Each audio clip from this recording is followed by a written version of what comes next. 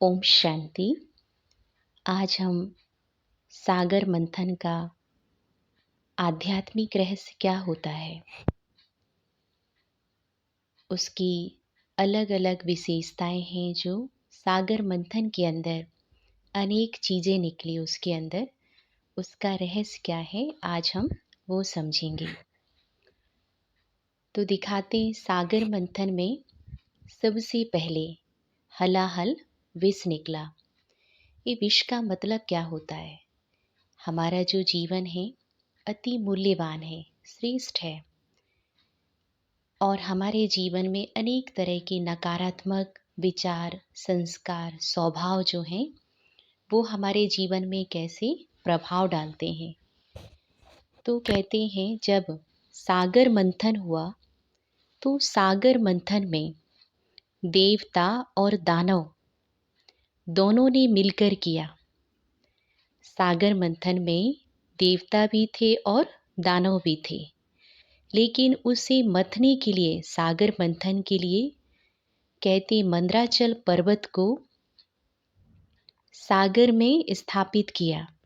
लेकिन जब मंदराचल पर्वत डूबने लगा सागर में, लेकिन उसकी बड़ी सुंदर रोचक कथा है कि उस पर्वत को भी श्री विष्णु के आदेश से सुदर्शन चक्र से काटकर उसे समुद्र में पक्षीराज के द्वारा स्थापित किया जाता है।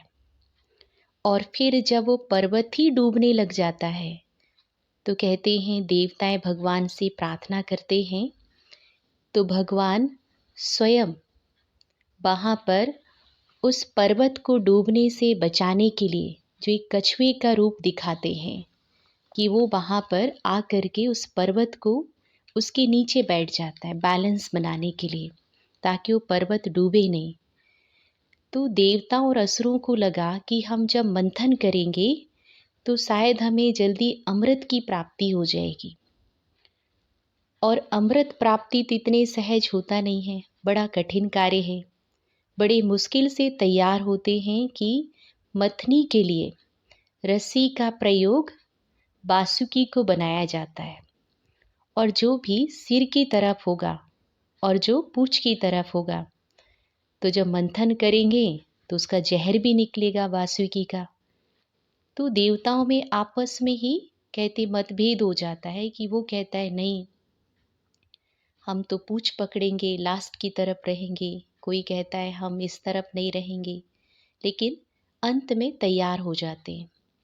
और जब मंथन शुरू होता है तो मंथन में सबसे पहले विष निकलता है, और वो विष इतना पावरफुल था जिसको कालकूट विष कहा जाता है। और उसका विष का प्रभाव इतना कि जो देवताएं हैं, असुर हैं, मानव जाति हैं, उन सब के ऊपर उसका प्रभाव कि सब बेहोश होने लगे, अर्थात अपनी चेतना की शक्ति खोने लगे। तो विष है क्या चीज? तो विष है विषय विकार। इसका प्रभाव इतना ज़्यादा होता है, जो कटु वचन है जब हम बोलते हैं तो कई बार इस कटु वचन का प्रभाव संपूर्ण जीवन को प्रभावित कर लेता है। कई बार व्यक्ति डिप्रेशन में चला जाता है, कई बार वो लड़ाई झगड़े करने लग जाता है, संतुलन ही खो देता है। तो इस विष का प्रभाव इतना ज़्यादा है कि व्यक्ति इतना एग्रेसिव हो जाता है। तो कहते हैं जब विष का इतना चारों तरफ उसका प्रभाव फैलने लगा तो भगवान का आवाहन करते हैं भोलेनाथ का। और जब भोलानाथ परमात्मा स्वयं आकर के कहते उस विष को ग्रहण करते हैं, धारण करते हैं और अपने कंठ में समा लेते हैं, तो उनका नाम पड़ा नीलकंठ। तो विष को भी कौन पी सकता है? तो हमारे अंदर की जो नकारात्मक मनोवृत्तियां हैं, जब वो हावी हो जाती हैं तो हम भी बेहोश होने लग जाते हैं, अपना संतुलन खोने लग जाते हैं। हमें यही समझ में नहीं आता कि हम कर क्या रहे हैं, जैसे कि जीवन में एक अंधकार छा जाता है। तो इसीलिए ये जो शब्द हैं ये भी जहर से कम नहीं है। तो इसीलिए कहते कालकूट विष के कारण देवता और असुर दोनों घबराने लग जाते हैं। तो हम भी जब ऐसे विषैले शब्द सुनते हैं, कष्टकारी शब्द सुनते हैं, तो हम भी अपना मानसिक संतुलन खोने लग जाते हैं। तो कालकूट विष क्या है? ये नकारात्मक विचार और शब्दों का प्रतीक है। तो परमात्मा आकर के हमें शिक्षा देते हैं कि हम अपने शब्दों पर नियंत्रण रखें, नहीं तो ये शब्द हमारे व्यवहार बन जाएंगे और यही व्यवहार हमारा कर्म बन जाएगा और यही कर्म हमारा भाग्य भी बन जाएगा। फिर हम किसको दोष देते हैं? इसको उसको दोष देते रहते हैं। फिर कहते सागर मंथन में और भी कई रत्न निकले, एक रत्न तो था नहीं। उसी से ऐरावत हाथी भी निकला, उसी से मणि भी निकला, ऐसे कई रत्न। लक्ष्मी माता भी कहते सागर मंथन से ही निकली। तो लक्ष्मी माता को प्रेम का प्रतीक और ममता का प्रतीक माना जाता है। तो जीवन में जहाँ प्रेम ना हो, ममता ना हो, वो जीवन कैसा होगा? नीरस जीवन होगा। ते भी अमृत से कम नहीं है। तो देवताओं और असुरों में कहते हैं जब लक्ष्मी माता वहाँ से निकलती हैं सागर मंथन से, तो उनमें आपस में ही झगड़ा हो जाता है, क्योंकि पहले उनकी संधि होती है कि इसको आधा आधा जो भी निकलेगा वो बराबर मात्रा में बांट लिया जाएगा। लेकिन कहते हैं ना, किसी भी मनुष्य को या स्त्री को तो बांट नहीं सकते हैं, तो उसी में झगड़ा हो जाता है। तो उसमें दिखाते हैं कि वो किसका चुनाव करती है। लास्ट में कहते ब्रह्मा जी ने ये सब की बातें सुनी और उन्होंने सुलह कराया कि भाई उसका अपना संकल्प है। ते संसार में हर चीज के लिए कलह कलेश, आपस में एक दूसरे को है ना दुख देना, कड़वे शब्द बोलना। तो हम किसी का भी जब हम अपनी सात्विक मनोवृत्ति से हट जाते हैं, नकारात्मकता बढ़ जाती है, तो हमारे जीवन से जैसे कि मानवता खत्म होने लग जाती है। हमें समझ ही नहीं आता है कि हम कर क्या रहे हैं।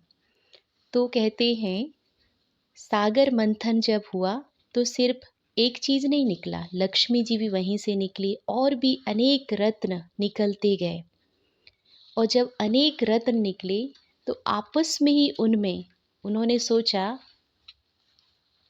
कि अब क्या होगा, इसके बाद क्या होगा। तो कहते हैं उसे परियां भी निकली, उस मंथन से कौतुक मणि भी निकला, ऐरावत हाथी भी निकला, उच्च शैव अश्व भी निकला।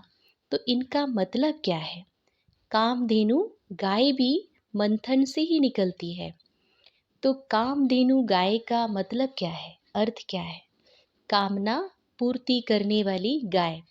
तो कहते हैं उसे ऋषि मुनियों को दिया गया जिससे वो अनेकों की सेवा कर सकें। तो कामधेनु गाय अर्थात सबकी कामना पूर्ण करने वाली। तो हम जो अच्छा कार्य करता है ना, उसको भी क्या कहती है? तो जैसे कि कामधेनु है, सबकी कामनाएं पूर्ण करने वाली, है ना, लक्ष्मी है या देवी है या कोई भी हम नाम दे सकते हैं। तो जिसके मनोरथ शुद्ध होंगे वही कामना पूर्ण कर सकता है। तो कामधेनु गाय ऋषि मुनियों के पास क्यों गई? क्योंकि उनकी सात्विक मनोवृत्ति है, तभी तो हमारे मनोरथ पूर्ण होंगे ना, जब हमारी वृत्ति शुद्ध और पवित्र होगी। फिर दिखाते हैं उसमें वारुणी सुरा देवी निकलती, मदिरा की देवी ना, जिसको दिखाते हैं देवताओं को प्राप्त हुआ, वरुण देव ने उसे अपनाया, इसलिए उसे वारुणी कहते हैं। फिर उसी मंथन से पारिजात वृक्ष है ना, वह भी निकला, जिसके लिए दिखाते हैं कि उसमें जो फूल लगते थे उसके फूल कभी भी नहीं मुरझाते थे और इतनी सुगंध होती थी, जो दूर दूर तक उसकी सुगंध फैलती थी, पारिजात के जो पुष्प होते हैं। फिर दिखाते बाद में श्री कृष्ण ने उसको धरती पर लाया, किसके लिए?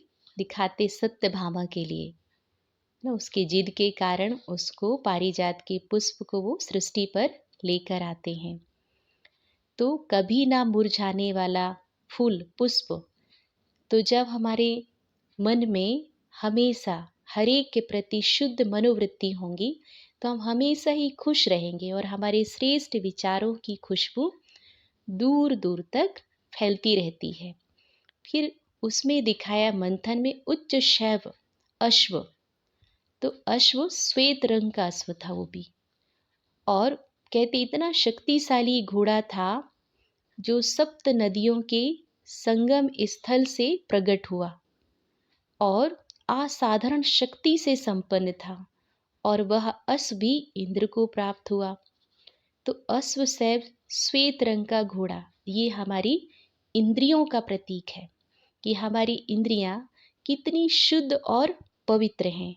तो जितनी हमारी इंद्रियां शुद्ध पवित्र होंगी तभी उसमें असाधारण शक्तियां होंगी।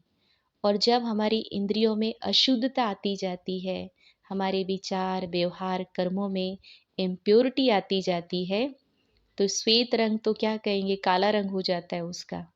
तो मंथन से क्या प्राप्त हुआ, ज्ञान मंथन चिंतन से हमारी आत्मा का, विचारों का, इंद्रियों का भी शुद्धिकरण होता है। इसलिए इंद्रियों को घोड़ा भी कहा जाता है। तो दिखाते जो अर्जुन के घोड़े थे ना वो श्वेत थे, और जो दुर्योधन के घोड़े थे वो काले थे। तो घोड़े का मतलब है इंद्रिया, श्वेत का मतलब है शुद्धता पवित्रता, और काले का मतलब है अशुद्धता इम्प्योरिटी। ये घोड़े मतलब इंद्रियों का प्रतीक है। तो मंथन में घोड़ा भी निकला, अर्थात इंद्रियों का भी शुद्धिकरण हुआ। फिर ऐरावत हाथी, वो भी श्वेत था, 8 दांत वाले, अर्थात जो आठों दिशाओं का कहते हैं वो ध्यान रख सकता था, देख सकता था, आठों दिशाओं में वो कहते हैं सुरक्षा करता था।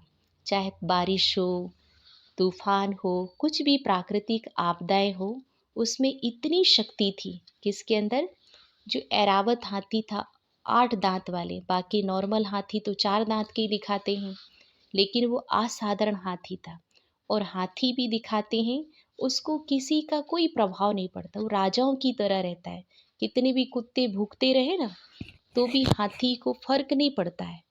तो जिसकी मनोवृत्ति शुद्ध हो, जो परमात्मा को अपना साथी बना ले, जो इंद्रियों का राजा बन जाए, तो वो इस सृष्टि पर कैसे जिएगा, राजा की तरह। उसके ऊपर कोई भी है ना बुरे विचारों का, शब्दों का, व्यवहार का प्रभाव नहीं पड़ता है। उन सब चीज़ों से अपने आप को उपराम कर लेता है। इसलिए उसमें क्या दिखाया, ऐरावत हाथी। तो सागर मंथन में ना पुराणों के अंदर ऐसी बहुत सारी कहानियां भी हैं, तो वो सब हमें समझाने के लिए है। तो ऐरावत हाथी प्राकृतिक तूफानों में भी हलचल में नहीं आता है और प्रकृति को भी अपने नियंत्रण में रखता है, इसलिए उसकी भी अनेक विशेषताएं हैं। तो मंथन से जो भी चीज़ें निकली वो शक्तिशाली भी थी और अनेक स्वरूप भी थे। और उसी मंथन से कहते चंद्रदेव भी निकला। तो चंद्रदेव को श्राप के कारण कहते वो अपनी शक्तियों को खो देता है श्राप के कारण। और जब मंथन से चंद्रदेव भी कहते अपने उनका भी शुद्धिकरण हो जाता है, वो भी अपनी खोई हुई शक्तियों को प्राप्त कर लेता है, पूर्णता को प्राप्त कर लेता है। तो चंद्रमा का मतलब क्या है, हमारी जो शक्तियां हैं, शीतलता है, शुद्धता, उसे हम भी खो देते हैं।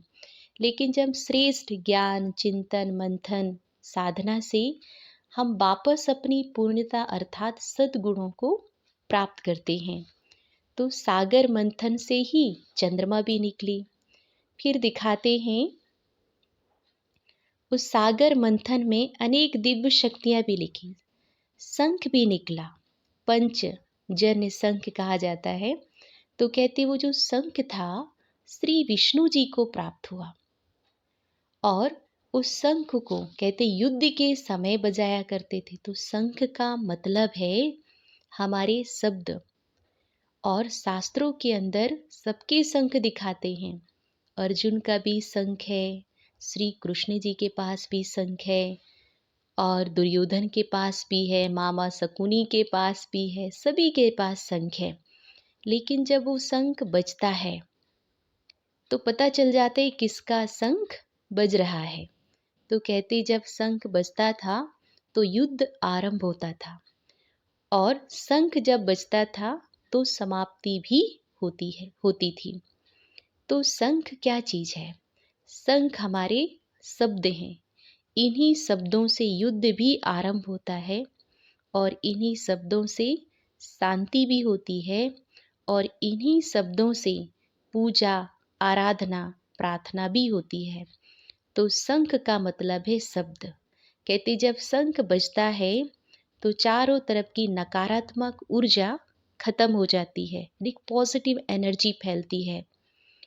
तो कौन शंख बजाएगा और पॉजिटिव एनर्जी फैलाएगा? तो एनर्जी हम सबके अंदर है, हमारे सोच में, हमारे संकल्पों में, हमारे शब्दों में एनर्जी है।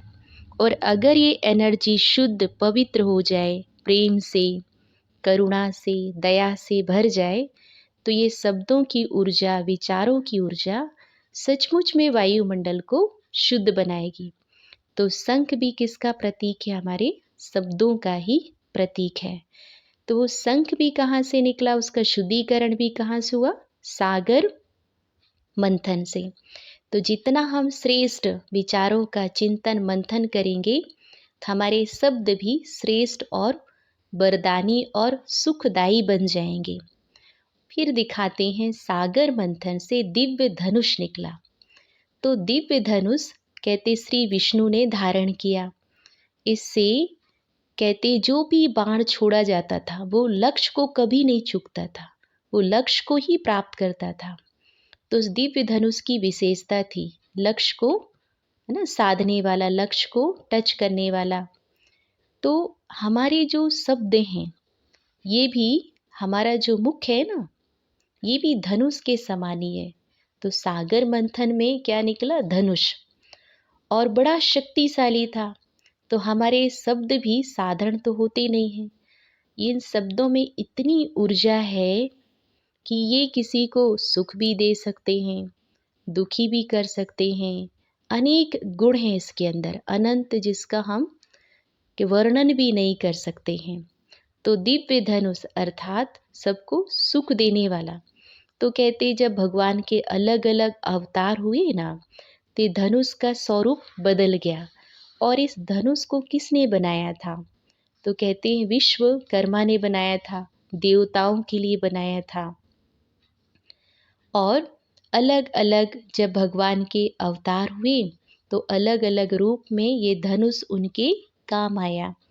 तो कहते श्री राम जी के पास में ये जो धनुष था वो कहते प्रकट हुआ। किस रूप में प्रकट हुआ?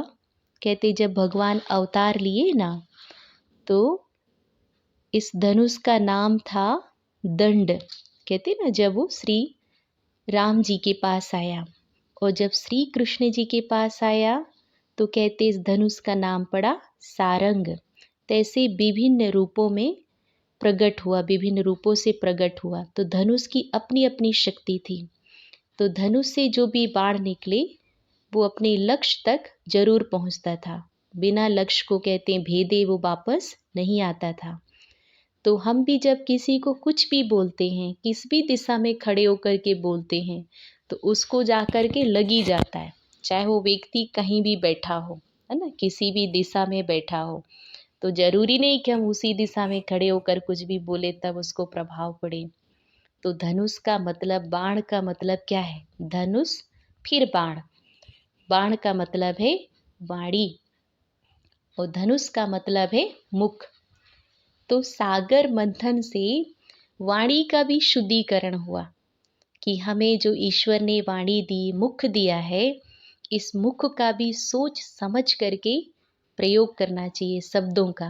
नहीं तो कहते जहर भी घोल सकता है, विष भी घोल सकता है, तो अमृत भी घोल सकता है। तो ये सबसे ज़्यादा, है ना, कहते संसार के अंदर कहते कड़वा भी बहुत है और मीठा भी बहुत है। सुख भी प्रदान करता है तो दुख भी प्रदान करता है। तो सागर मंथन से धनुष भी निकला, फिर कहते अमृत भी निकला और अप्सराएं भी निकली।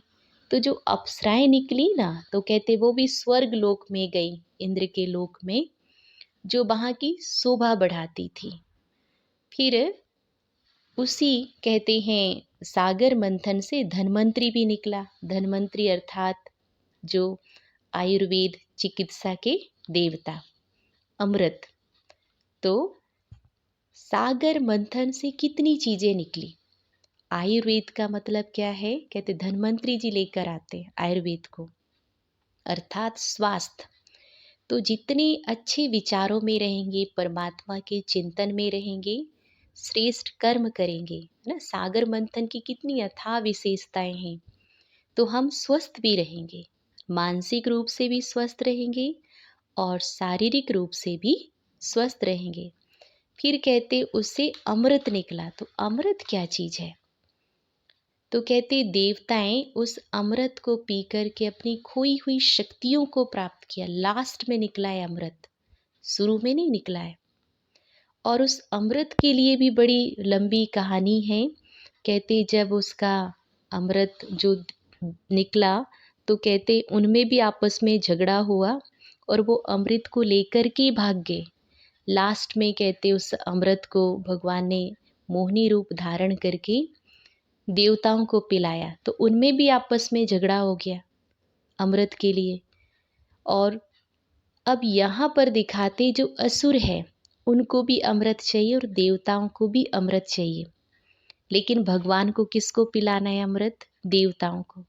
तो अमृत का मतलब है आत्मा अपने सत्य स्वरूप में स्थित हो जाती है, अमर तत्व को प्राप्त कर लेती है।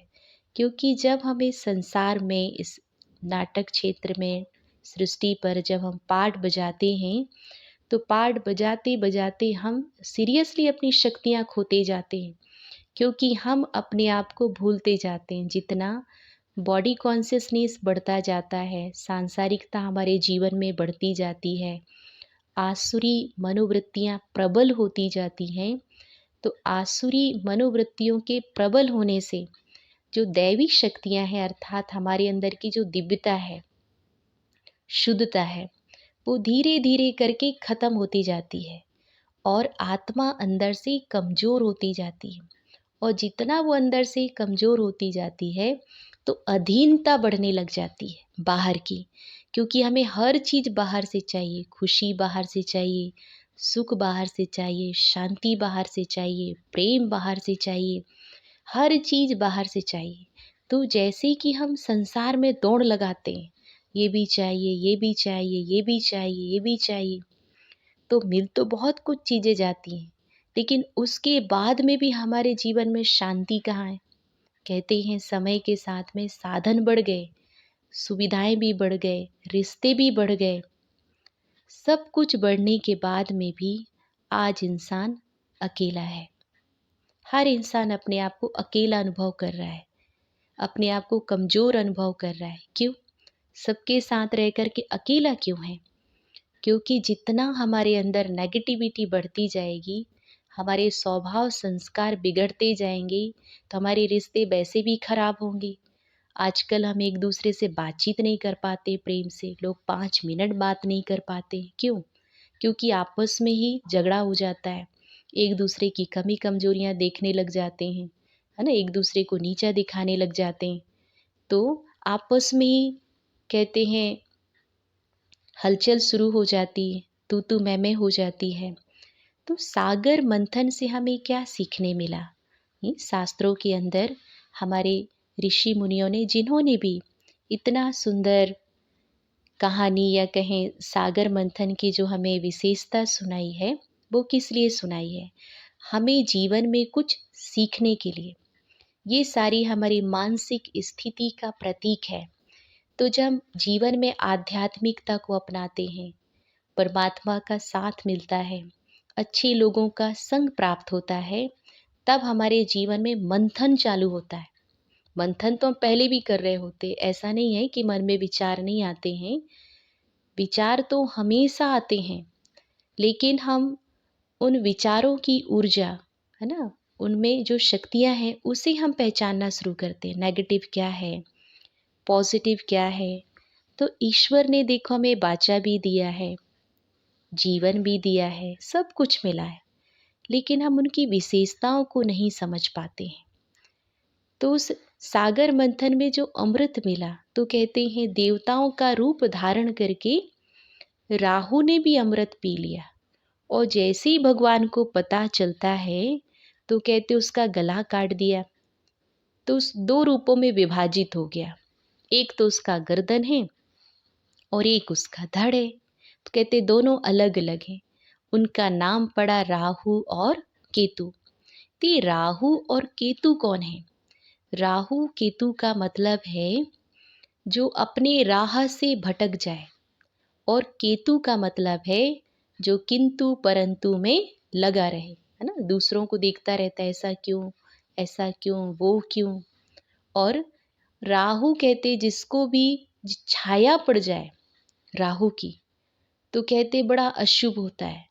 तो छाया पड़े अर्थात जो व्यक्ति नकारात्मकता में गले तक डूबी हुई है, इतनी बुराइयां भरी हुई है उसके अंदर, और अगर उसकी छाया पड़े, उसका संग मिले, तो अच्छा भला व्यक्ति भी बिगड़ जाता है, गलत संग में चला जाता है, लक्ष्य से भटक जाता है, गलत आदतें जीवन में आ जाती हैं।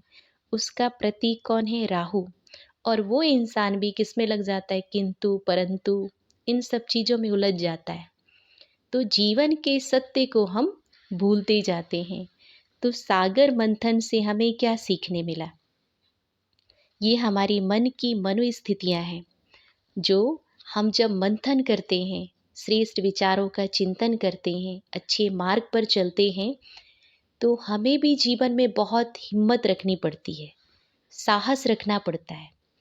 सागर मंथन से मणि भी निकली, तो उस मणि को किसने धारण किया? तो कहते भगवान विष्णु ने अपने हृदय में धारण किया, और उस मणि के अंदर बहुत शक्ति थी। तो मणि क्या है? हमारी आत्म चेतना। जब हम उसके स्वरूप में स्थित होते हैं तो उसमें बहुत शक्तियाँ हैं। वो हमारा भी कल्याण करती हैं, और साथ में सर्व का कल्याण होता है। किससे? मणि से। मणि मतलब आत्मा की शुद्ध पवित्रता का प्रतीक है। तो वो तो है ही शुद्ध पवित्र, है ना। हमारी जो आत्मा है वो वैसे भी शुद्ध पवित्र है। तो इस सागर मंथन की जो कहानी है, ये कहाँ से शुरू होती है? तो दिखाते हैं कि जो देवताएं थे ना, वो इंद्रलोक में थे।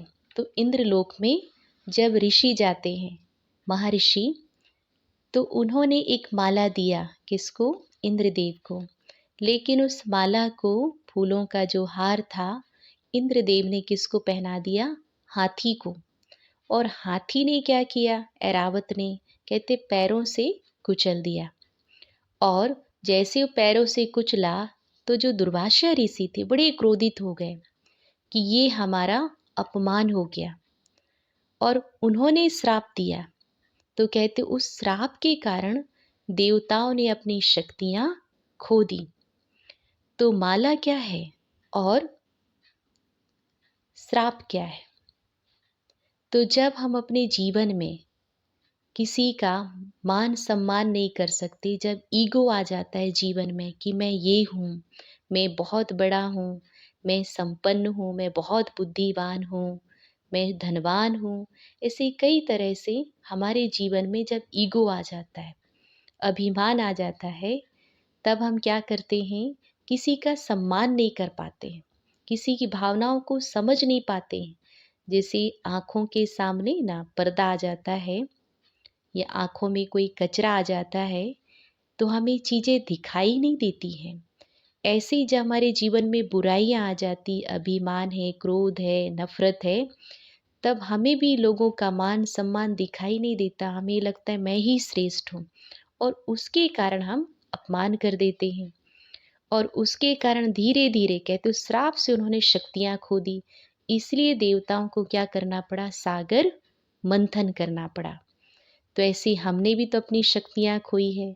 जैसे जैसे हमारे जीवन में नेगेटिविटी बढ़ती जाती है, हम परमात्मा को भूलते जाते हैं, अपनी आत्मा की चेतना शक्ति को भूलते जाते हैं, तो हमारे अंदर की दिव्यता जब खत्म होने लग जाती है, तो जब हम क्रोध में, आवेश में, तनाव में, टेंशन में रहते हैं, तो हम भी क्या करते हैं? कहते दुर्वासा ऋषि ने श्राप दिया, तो हम भी श्राप देना ही शुरू कर देते हैं। किसी के लिए अशुभ बोलना, अशुभ सोचना, ये श्राप ही तो है।